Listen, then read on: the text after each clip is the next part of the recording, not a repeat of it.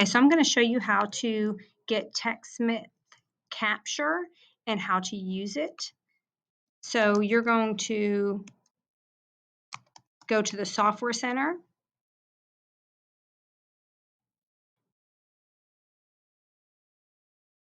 And it's going to be this one right here, TechSmith Capture. I already have it. Okay, so you would click Install.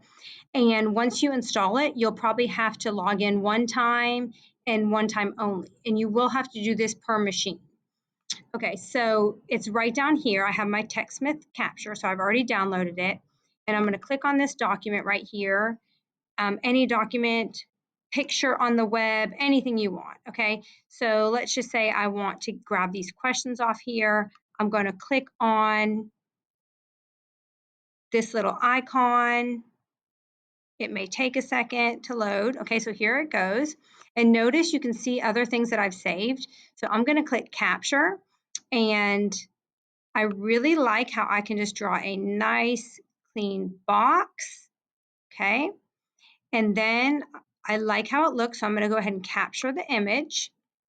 Okay, so I really like the fact that I can use the arrow feature right here. I can change colors. I can do a shape, draw a shape over anything that you want to like highlight. And then I like the call out because you can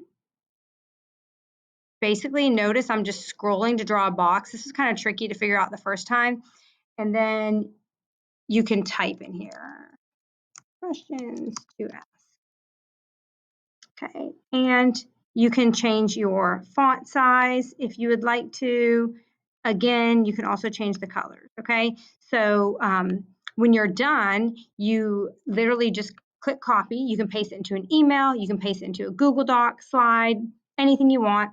So I copied it, tells me it's copied. I can also save it. So you find a place to save it. Okay, so those are your options right there as far as this goes, but these are the tools that make me love it the most. Hope that helps.